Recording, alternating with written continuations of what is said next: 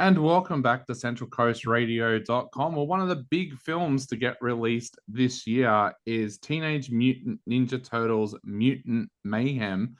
And we were lucky enough for all four of us to go to the Australian premiere of this one. So we're all going to put in a little bit about Teenage Mutant Ninja Turtles Mutant Mayhem. And look, this is basically a retelling or a reboot of the Teenage Mutant Ninja Turtles franchise. It basically tells the story of how Donatello, Micah Abbey, Michelangelo, Shaman Brown Jr., Leonardo, Nicholas Cantu, and Raphael Brady Noon, how they all started off their crime fighting adventures, of course, with the help of April O'Neil, voiced here by Ayo Edebiri, and under the watchful eye, of course, of Master Splinter, voiced here by Jackie Chan. So you've probably all seen the story before. This time around, though, directors Jeff Rowe and Kyla Spears, along with their team of writers that include Seth Rogen,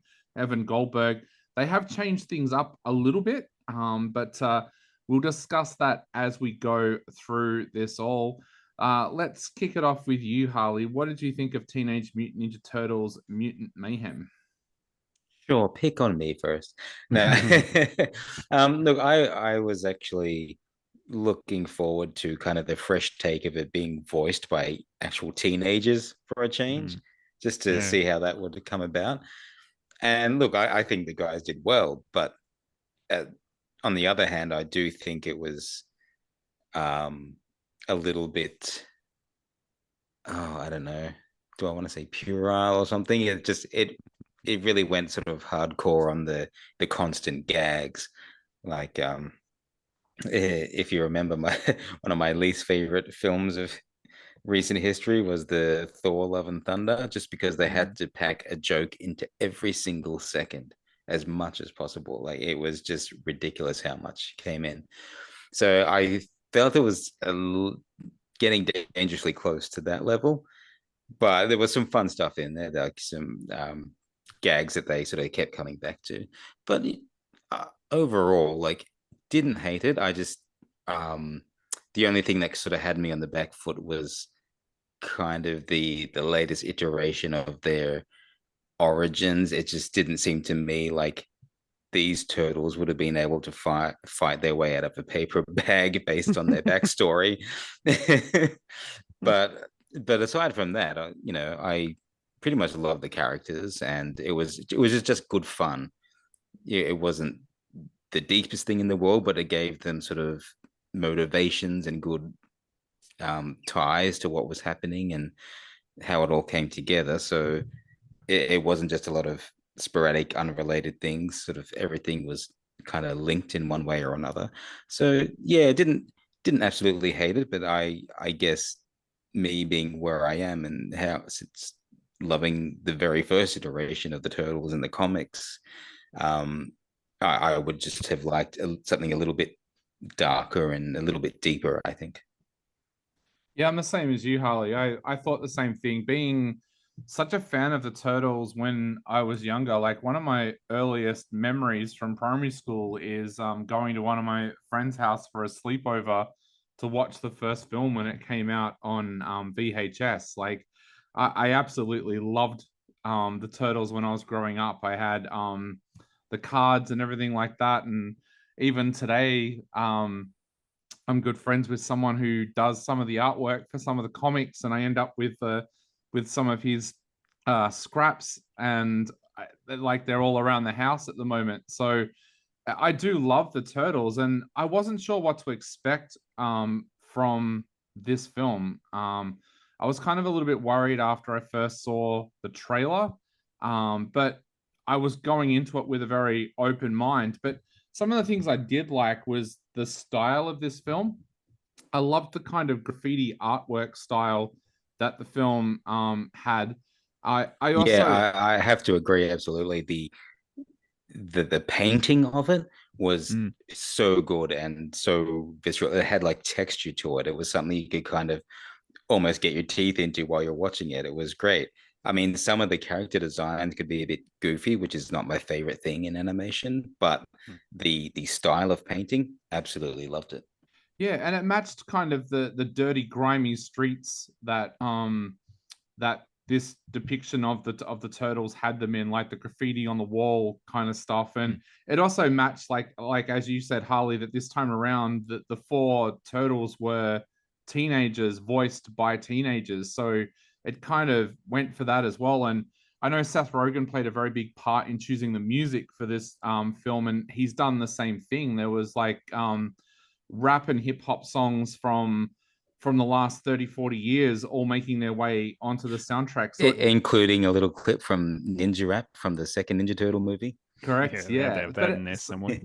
so it had a very kind of urban street vibe, and the artwork really matched that. But I'm not sure if this was the story that we needed. Like, there's a Turtles show at the moment on Nickelodeon. So this is not even like they've taken a cartoon or a comic book series from 30 years ago and rebooted it.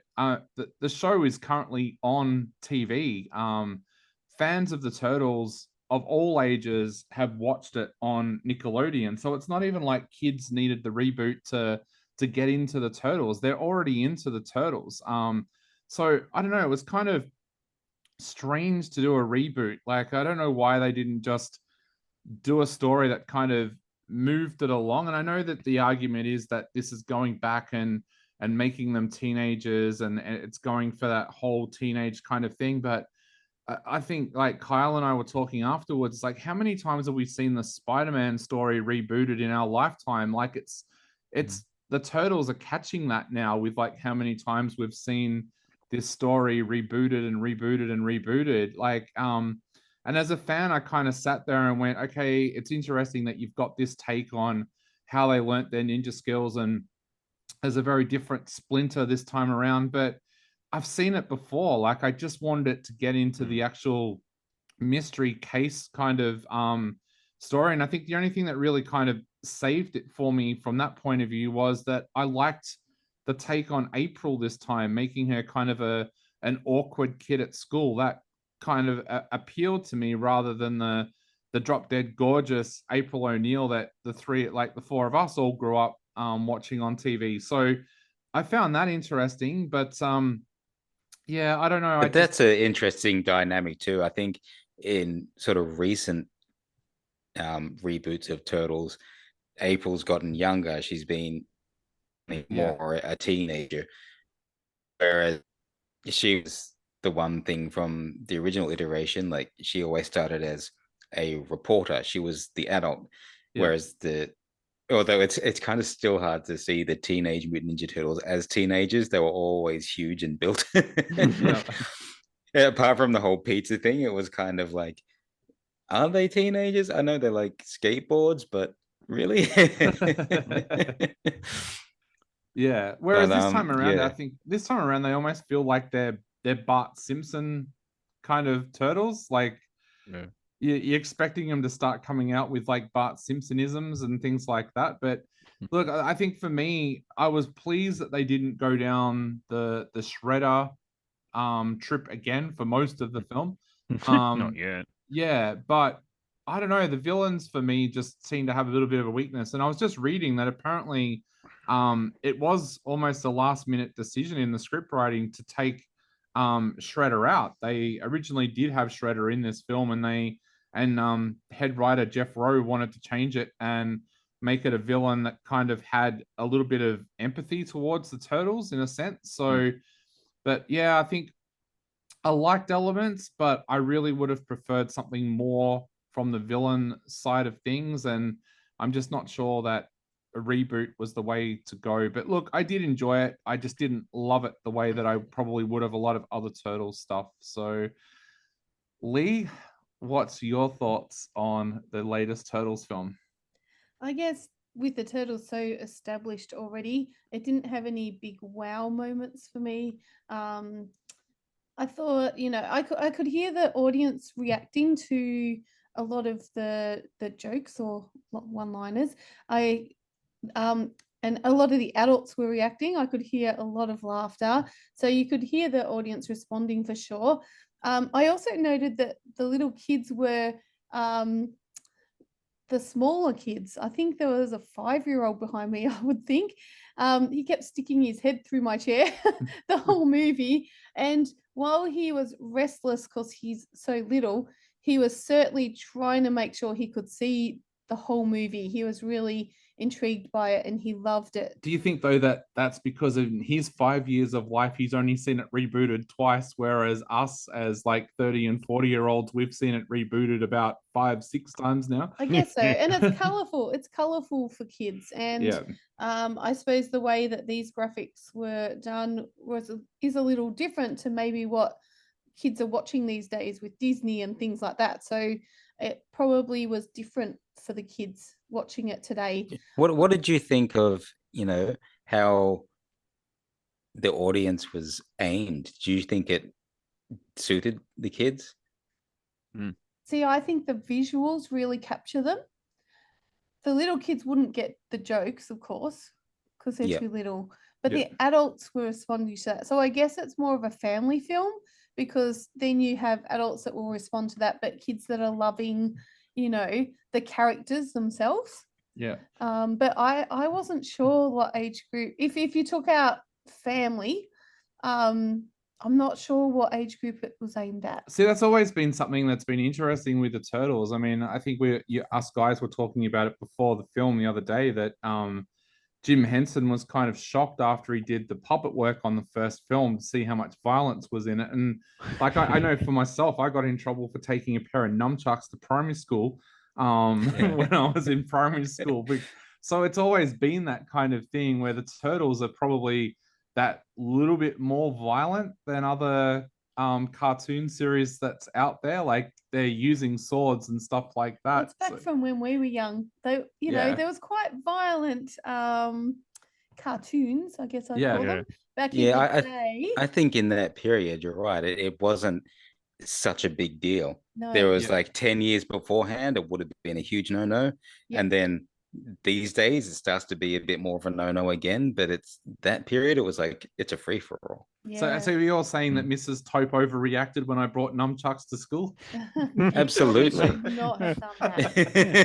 The ninja stars were a problem, though. Yeah. I agree with them getting taken When I off say there. nunchucks, I mean actual nunchucks too, because my cousin was into martial arts and had nunchucks, so I took them to school. Terrible. I still have them. Yeah, for me, I think I wasn't a huge fan of the visuals. I know that you love the artwork, and Dave, I'm looking at you. Yeah. And I can see why. I think when I saw the trailer for this, I thought, oh, that looks fantastic. But I think sitting through a whole movie of that, it just didn't appeal to me so much. But that's just a personal choice, I guess. We all like, artwork in different forms. I like a bit more of the gothic style, I suppose, and other anime. But yeah, I think, I definitely think it's more of a family film, I guess, if you really think about it. But yeah, there's not much more to add really from me, because you've all really covered what I would have said about it. Yeah. What about you, Kyle? What did you think of this one?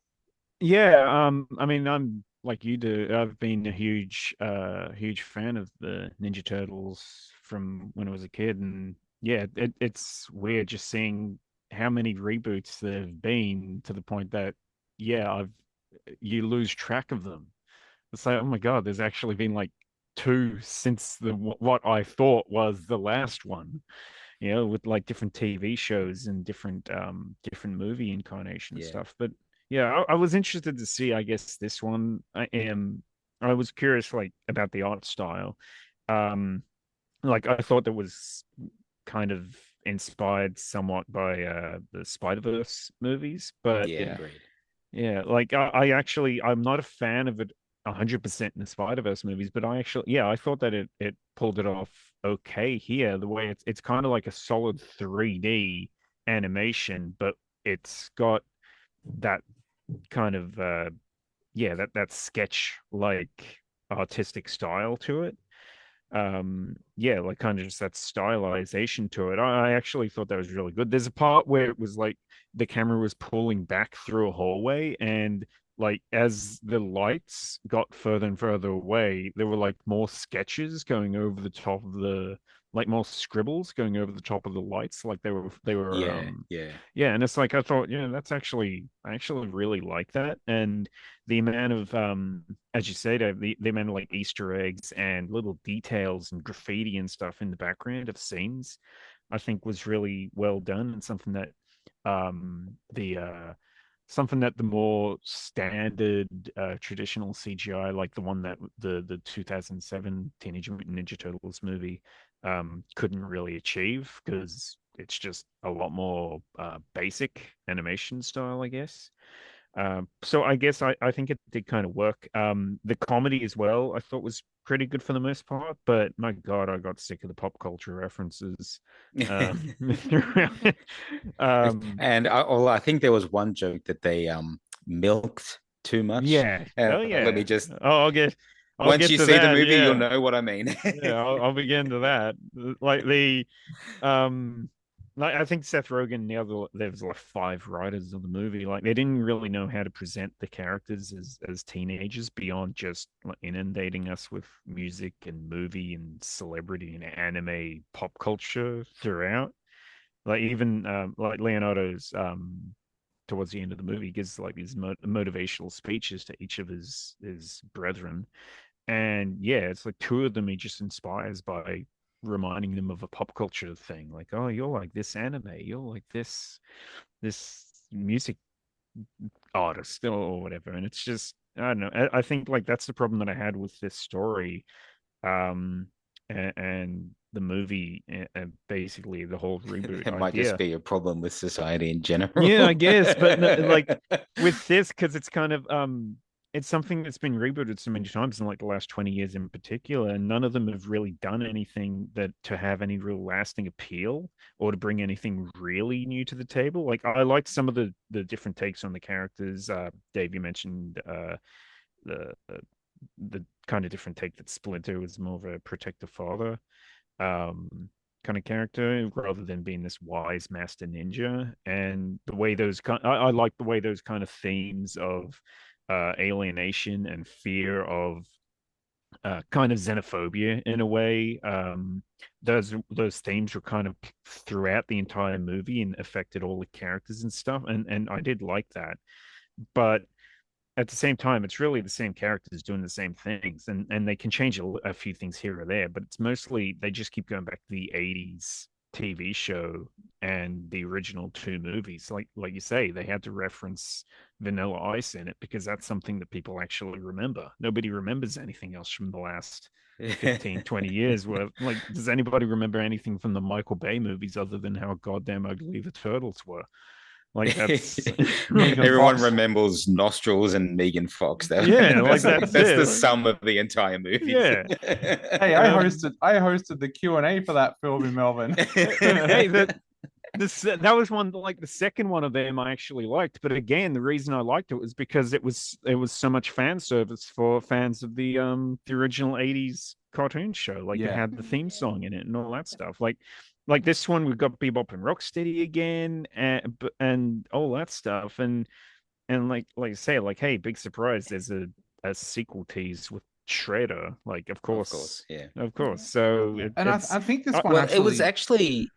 it was interesting that they kind of subverted a little bit what you expect of the familiar characters like Bebop and Rocksteady. Yeah, I guess they did. Yeah, they did change them a little bit. I thought. Yeah, I don't know. Thinking back on it now, I kind of would have expected a bit more from each of these other mutant characters. It's Mutant Mayhem, so I kind of thought you'd see more of each of them. But looking back, it was kind of like they've all got kind of one note to hit, and they do that each time they're there. So it's I'm not sure how I feel that it was executed. The film did rest a lot on 80s culture as well. Like a lot of the hip hop music and stuff that comes across in this one is 80s. And originally I thought it was because that is the music that Seth Rogen listened to when he was growing up. But the more and more it came to me, I realized a lot of the fashion in the film was very 80s inspired as well. So I don't know, like there was modern day things in there like mobile phones and things like that, but it almost feels like the film was set in the 80s. Yeah, I mean, like I said, I think it's really just talking back because it's such an old Yeah. franchise, and they got to keep going back to that, like the cowabunga and all that stuff. Basically that 80s lingo that they were saying. Like they haven't there's no update to the characters in a way that's going to be remembered in another 8 years when they've rebooted it another 2 or 3 times. Yeah. Like as Holly mentioned, there's a running gag in the movie about the turtles getting milked, and sure, and which is it's funny, but at the same time, I kind of thought, is that supposed to be meta, or is it like um unintentionally kind of self-referential that there's some big studio that's big corporation that's trying to milk the turtles dry of every drop until there's nothing left of them. Is that is that supposed to be as ironic? Hey, that's as why it is? Nickelodeon bought the rights. They can Yeah, milk it for all it's worth every few years. yeah. All But right. Well, yeah, that's it. All right. So let's wrap it up. What are we each going to give this one out of 5 and why? Harley, what are you giving it out of 5? I'm gonna give it a bit of a halfway mark of 3. It's entertaining. I loved the effort they went to with going into a new art style. Good on them for kind of subverting a few expectations, but overall, like the story. So 3 out of 5. Lee, what are you giving it out of 5? 2.5. It's not a movie I'd probably watch again. So, yeah. And as I said, I wasn't really a fan of the graphics. So I'm giving it 2.5. And Kyle, what are you giving it out of 5? I'm gonna give it 3.5 out of 5. I guess I enjoyed it more than I feared that I might. But yeah, like I think it's fun and interesting in places, but I like some of the twists that they did with the characters, but I just don't think there's anything about it that people are going to remember in a few years when they reboot it again. So Yeah, I'm going to give it 3 out of 5 as well. There was parts of it I did like. I love the art style, but I just think that I was wanting something more than just another reboot story. So yeah, I'm going to give it 3 out of 5. And that's it for us looking at Teenage Mutant Ninja Turtles Mutant Mayhem. We'll be back in just a moment on centralcoastradio.com. The film is on general release, so go and check it out at a cinema near you.